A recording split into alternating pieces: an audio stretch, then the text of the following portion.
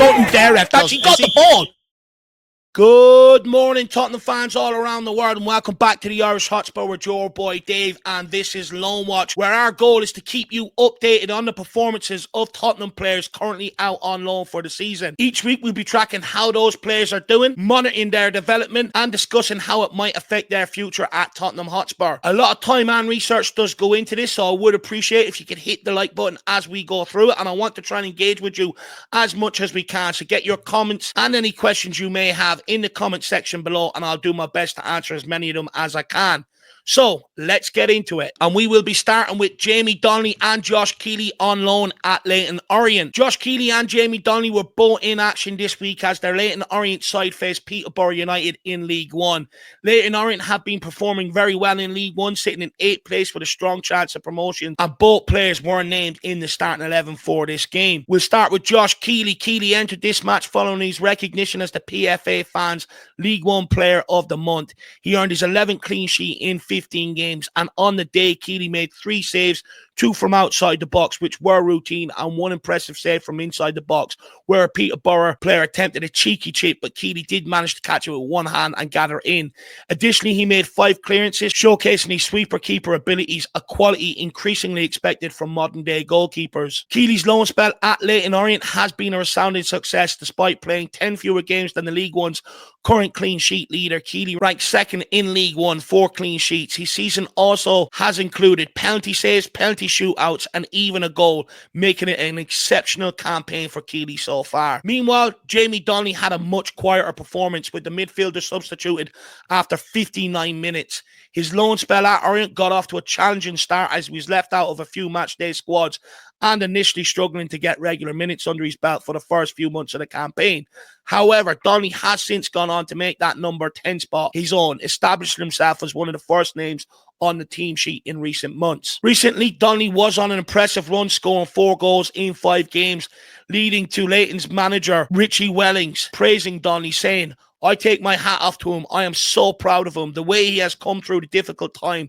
I questioned him and I put it on him a little bit to show some resilience, and he has come through that with flying colours." Now, I absolutely love this reaction from Jamie Donnelly, showing character, mentality and work ethic in a time of adversity. So far this season, Donnelly has made 26 appearances, scoring 4 goals and providing 3 assists, contributing significantly to Leyton Orient's campaign. So, as you can see, the season is going very well for Josh Keeley and Jamie Donnelly so far, and long may it continue in their promotion bid. Now, let's take a quick trip to Belgium, and let's look at how Alfie, Dein and Luca are getting on at Westerlo. On Sunday evening, Alfie, Dein and his KVZ Westerlo team faced off against Royal Antwerp, a match that felt like Tottenham's past meeting its future. The game featured former Spurs defender Toby Alderweireld and striker Vincent Janssen, both now playing for Royal Antwerp. Westerlo currently sit 13th in the Belgian Pro League with 23 points from 22 matches and are currently in the relegation zone. Now, Dein was named in the starting lineup, taking up that number 10 role. Unfortunately, fellow loanee Luca was unavailable due to suspension. It was a tough night for Alfie, Dein and his team. Westerlo fell behind 1-0 to a goal from former Spurs striker Vincent Janssen, but midway through the first half, Dein had a shot on goal that was saved, and the rebound was converted by a teammate to bring them back into the game. Westerlo then went 2-1 up, but 12 minutes into the second half, Dein had an unfortunate own goal, which led to the downfall as they eventually lost 3-2. Dein received a yellow card and was substituted in the 84th minute. He had 5 shots on the night, but couldn't find the back of the net with any of them. Despite the loss, his loan spell has been largely positive, with Dein starting every league match he's been available for in the number 10 role he prefers. He's played 18 games so far this campaign, scoring 4 goals. As for Luca, he missed this match due to a red card in Westerlo's previous fixture, where he earned 2 yellow cards for dissent and showed frustration to the officials. However, Vovi is only a teenager. He will learn from this experience, as loan spells are intended to help players grow by allowing them to make mistakes and learning from them before their return to Tottenham Hotspur. Despite this suspension, Vovi has been impressing in Belgium. Though he is a centre-back, he has scored 6 goals and provided 1 assist in 21 league matches so far this season. At 6'5", Vovi is expected to be around Tottenham's first team on his arrival this summer, having already had loan spells in Poland, Belgium, and playing out in Croatia, Piskovic has made it look easy at each stop, and he now appears ready for an immediate step up. And for me, when I look at this kid and his highlights, this kid is built different. Now, let's take a look at the championship, and let's start with Ashley Phillips on loan at Stoke City. Phillips played the full 90 minutes as a centre-back in a back four during Stoke's 1-1 away draw against West Brom. Stoke are currently battling relegation, sitting 18th in the championship, just above the drop zone. Phillips earned a 7 out of 10 rating in Stoke on Trent's live player ratings, with the report highlighting that Phillips has shown glimpses of becoming an excellent defender.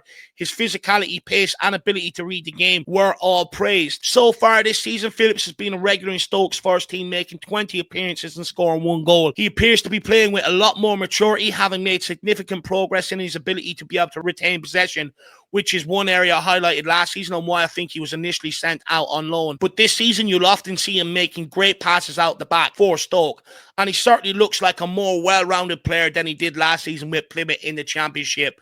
Right now, he looks like a man and looks like he belongs. Last year, he still looked a little bit like a boy in a man's world. Moving on to Dane Scarlet, formerly of Oxford United, Tottenham have decided to recall Dane Scarlet early from his loan spell at Oxford due to his limited game time. Now, last week, Oxford did sign a striker called Tom Bradshaw from Midwell, a player that new manager of Oxford United, Gary Rowett, has previously worked with, which has left Spurs of the few. With the new signing of another player in Scarlet's position, it puts Dane Scarlet further down the pecking order 4 minutes, prompting Spurs to take action. Since joining Oxford in the summer, Scarlet has only started 7 matches, making a total of 22 appearances, scoring 4 goals and providing 1 assist. This loan spell at Oxford has been the third of Dane Scarlet's career, following previous stints at Portsmouth in League One and Ipswich Town last season. However, none of these loans have significantly progressed Scarlet's development as a player, and none of them have really worked out. So his next move has to be strategically planned out by Tottenham Hotspur. Let's take a quick diversion and let's check in on Alejo Veliz out on loan at Espanyol, and his Espanyol team faced Real Valladolid in a crucial match between two teams at the bottom of the table. Espanyol are currently 18th in La Liga, sitting in the relegation zone. Now, Veliz was named in the starting 11 for the first time in the league since November 23rd, but he really struggled to make an impact in the game.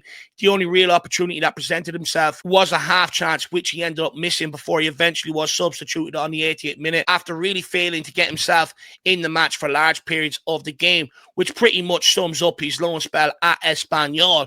Veliz's loan spell has not gone according to plan. After starting regularly in the early months of the season, his playing time has significantly decreased since the end of October. It's been a challenging season for Feliz, only making 18 appearances, scoring 4 goals, but his lack of consistent minutes raises question about his development. And with his lack of involvement in recent months, it has naturally led to reports suggesting this loan agreement could be terminated at some point this month, which is not good for Feliz. He has spent the second half of last season out on loan at Sevilla, and now he's on loan at Espanyol, and neither of these loan spells to La Liga has worked out or been beneficial to Alejo Feliz. So if he is recalled, I think 2 options on the cards. Again, like Dane Scarlet, do you keep him around to cover injuries, or do you look to send them back out on loan? But if they do, similar to Dane Scarlet, they need to get the next one right. Now, let's check in on our under-21 captain from last season, George Abbott, and his Notts County team. They continued their promotion push with a 3-0 victory over Accrington Stanley.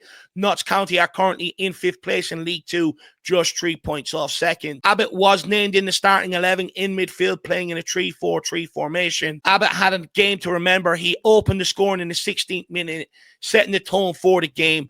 From a left wing corner, Abbott made a well-timed late run from midfield, arriving at the edge of the penalty area to meet the ball perfectly. His technique was flawless, sending the ball into the top left corner of the net with great precision. There was absolutely no stopping it. It's definitely one worth checking out, as it will be a contender for goal of the season. In the 27th minute, Abbott was involved, again making an overlapping run down the right wing. After receiving the ball, he delivered a superb cross to the back post. This ball was then headed back across goal and eventually bundled over the line, putting Notts County 2-0 up. It was a standout performance for Abbott, scoring once, having a hand in the second goal, making 4 tackles and 3 interceptions, while also showcasing his composure in possession.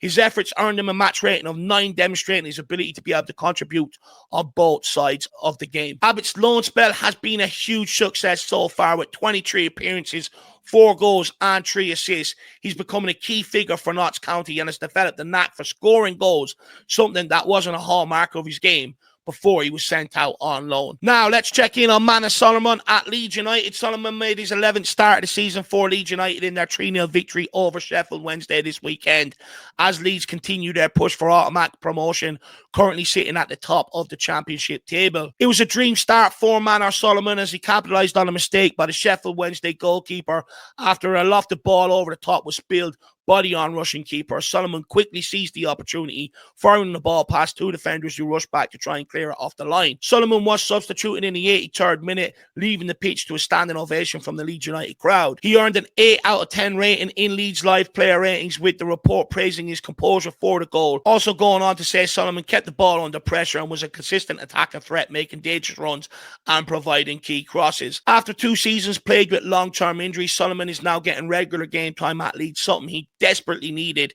He has made 21 appearances this season, scoring 4 goals and providing 5 assists. Also, reports suggest that Leeds United are rumoured to be very happy with Solomon and his contribution, and are reportedly looking at making Solomon's deal permanent this summer. Moving on to Brian Hill at Girona. Gill started on the left side of a 4-3-3-1 setup, not being able to make much of an impact during the game. In general, it's been a good loan spell for Gill. He is playing regular minutes while also contributing, making 24 appearances, scoring 3 goals and 3 assists. Reports in Spain have suggested Girona is seriously considering taking up their option to make Gill's loan stay with the club at a permanent one for a fee of 12.4 million. And lastly, to round up the loan report, Matthew Craig was only recently joined Mansfield Town, did come off the bench to make his league debut for the club, but was unable to stop them losing to Wycombe Wanderers. Not much to report here because he has only joined, but one that I am looking forward to seeing how he develops, because he did do well on his loan spell last season. So, quick recap.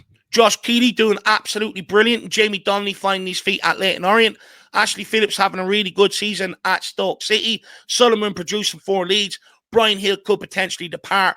And our 2 strikers, Alejo Feliz and Dane Scarlet, not having the best of times out on loan. Guys, like I said at the start of the stream, please, if you could smash that like button, get in the comment section, give me your thoughts, give me your comments, your questions.